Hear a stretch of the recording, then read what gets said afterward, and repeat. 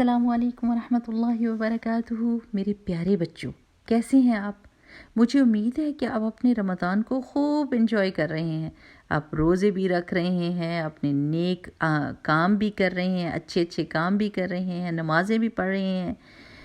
اللہ سبحانہ و تعالیٰ سے بہت ساری دعا ہے کہ اللہ تعالیٰ ان سارے اچھے کاموں کو آپ کے لیے آسان کر دے۔ چلیے دعا پڑھتے ہیں۔ رب اشرح لی صدری ویسر لی امری واحلل عقدۃ من لسانی یفقہوا قولی ربنا زدنا علما آمین۔ پیارے بچوں، جیسا کہ آپ کو پتہ ہے کہ آج ہم نے اپنا دوسرا جز کرنا ہے، دوسرا سپارہ۔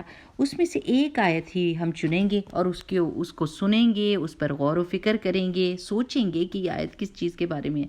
اور آج کی آیت ہے آیت نمبر 186 سورۃ البقرہ کی، اور اس میں اللہ سبحانہ تعالیٰ فرماتے ہیں اعوذ باللہ من الشیطان الرجیم بسم اللہ الرحمن الرحیم وَإِذَا سَأَلَكَ عِبَادِي عَنِّي فَإِنِّي قَرِيبٌ أُجِيبُ دَعْوَةَ الدَّاعِ إِذَا دَعَانِ فَلْيَسْتَجِيبُوا لِي وَلْيُؤْمِنُوا بِي لَعَلَّهُمْ يَرْشُدُونَ۔ کہ اللہ سبحانہ تعالیٰ فرماتے ہیں کہ محمد صلی اللہ علیہ وسلم، جب آپ سے میرے بندے میرے بارے میں پوچھیں تو ان سے کہہ دیجئے کہ میں بہت قریب ہوں، میں پکارنے والے کی پکار کو سنتا ہوں، یعنی دعا کو، اور جواب دیتا ہوں اس کا۔ بس ان کو چاہیے کہ وہ میری بات مانیں اور مجھ پر ایمان لائیں تاکہ وہ ہدایت پا سکیں۔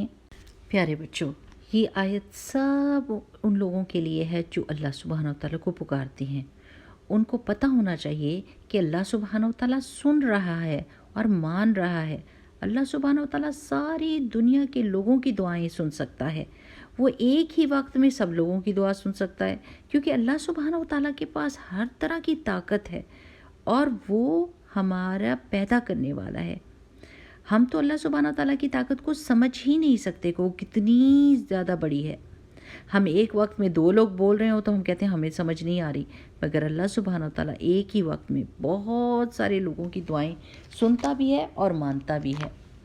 اچھا، اور اللہ سبحانہ تعالیٰ اس کا جواب بھی دیتے ہیں، ٹھیک ہے نا؟ اور یہ کہ اللہ سبحانہ تعالیٰ ہمارے بہت قریب ہوتے ہیں۔ اللہ کو پتہ ہے کہ ہم کو کیا چیز ضرورت ہے، کس چیز کے لیے ہم بہت زیادہ بے چین ہیں، اور اللہ سبحانہ تعالیٰ کے پاس وہ سب چیزیں ہیں جو ہم کو چاہیے۔ وہ کسی بھی طرح، کسی بھی وقت، کسی بھی ذریعے کے تھرو ہماری مدد کر سکتا ہے۔ ایک بات سمجھ لینی چاہیے کہ اللہ سبحانہ وتعالیٰ، یہ پکی بات ہے کہ اللہ تعالیٰ جیسے ہی ہم دعا مانگتے ہیں دعا قبول کر لیتے ہیں، دعا سن بھی لیتے ہیں، قبول بھی کر لیتے ہیں۔ لیکن اللہ سبحانہ وتعالیٰ کا وہ دعا قبول کرنا ڈیفرنٹ طریقے سے ہوتا ہے۔ کچھ مختلف طریقے ہیں کہ اللہ سبحانہ وتعالیٰ ہمیں وہ چیزیں دیتے ہیں جو ہم کو چاہیے۔ جیسے کبھی ہم کوئی دعا مانگتے ہیں تو وہ فوراً کے فوراً ہی ہم کو مل جاتی ہے۔ جیسے ہم کبھی کہتے ہیں اللہ ہمارے پاس بیگ نئے آ جائے، جوتے نئے آ جائیں، تو وہ فوراً ہی مل جاتے ہیں، کوئی خالہ پھپھو یا کوئی اور دے دیتا ہے، اور ہم کہتے ہیں واو میری دعا قبول ہو گئی۔ نہیں، دوسرا طریقہ یہ ہے کہ کبھی ہم دعا مانگ رہے ہوتے ہیں تو وہ اس وقت تو نہیں ملتی، لیکن تھوڑے ٹائم کے بعد ملتی ہے۔ جیسے کچھ بچے اتنے ینگ ہوتے ہیں، چھوٹی ایج کے ہوتے ہیں، لیکن کہتے ہیں ہمیں فراری چاہیے، ہمیں آئی پیڈ چاہیے، ہمیں فون چاہیے، اور اللہ سبحانہ وتعالیٰ کو پتہ ہوتا ہے کہ اگر اس وقت میں ان کو یہ چیزیں ملیں تو یہ اپنے آپ کو نقصان پہنچا لیں گے، ہو سکتا ہے یہ اپنے آپ کو زخمی کر لیں، یا پھر برے دوستوں کے بیچ میں پڑ جائیں، غلط ان کو دوست مل جائیں۔ تو اللہ سبحانہ تعالیٰ دیتے ہیں وہ چیزیں، لیکن جب ہم اس کے لیے تیار ہوتے ہیں، تھوڑا سا ہم ایج میں بڑے ہو جاتے ہیں تو، اور کبھی ایسے ہوتا ہے۔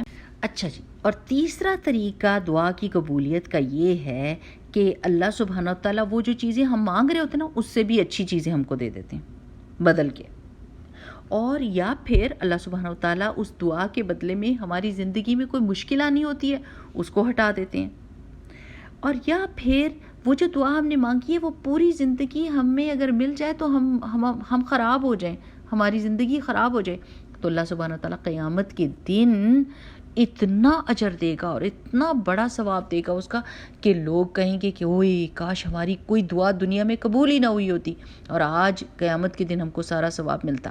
اچھا جی، اب یہ ایک اور بات پتہ ہونی چاہیے کہ دعائیں کس کی قبول ہوتی ہیں، ٹھیک ہے نا؟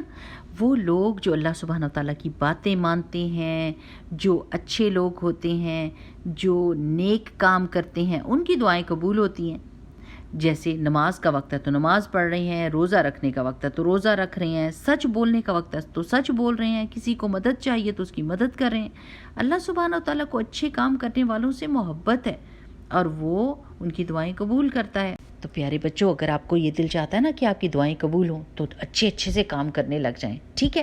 اچھا، میں آپ کو ایک بڑے مزے کی کہانی سناتی ہوں دعا کی قبولیت کی، کہ کیسے کوئی دعا مانگتا ہے تو اللہ سبحانہ تعالیٰ اس کو قبول کرتا ہے۔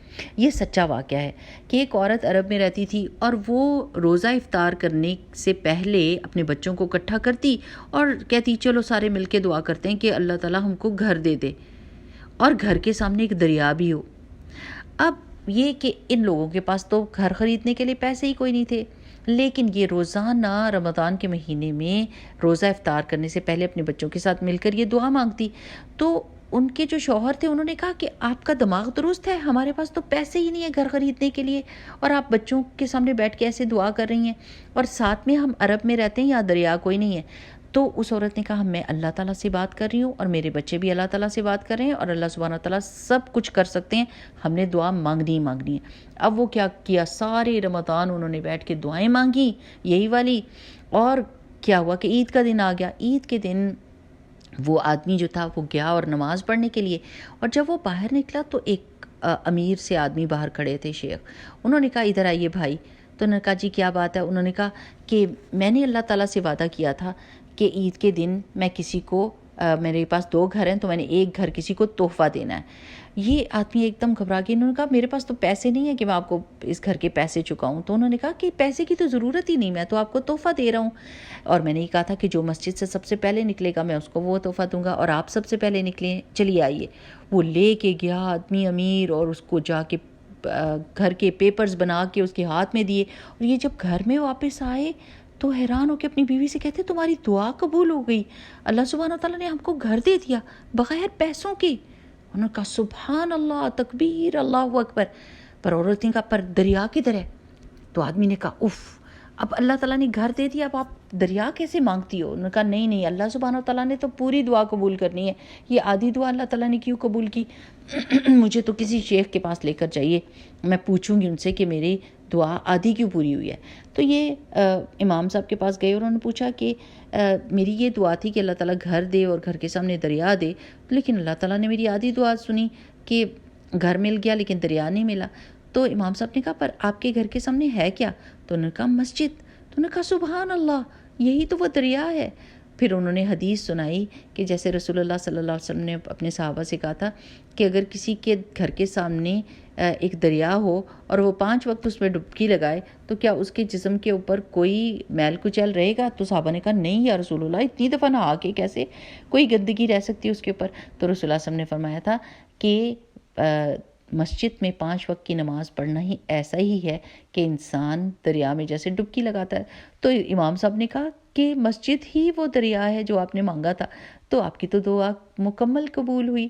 تو الحمدللہ میرے پیارے بچوں، یہ یاد رکھا کریں کہ روزہ افطار کرتے وقت دعا قبول ہوتی ہے۔ دعا کی قبولیت کے مختلف ٹائم بھی ہوتے ہیں نا، جیسے روزہ کھولنے سے پہلے، سحری کرتے وقت، فرض نماز کے بعد، بارش کے وقت، اور بیمار ہوتے ہیں جب، تب بھی دعائیں بہت قبول ہوتی ہیں۔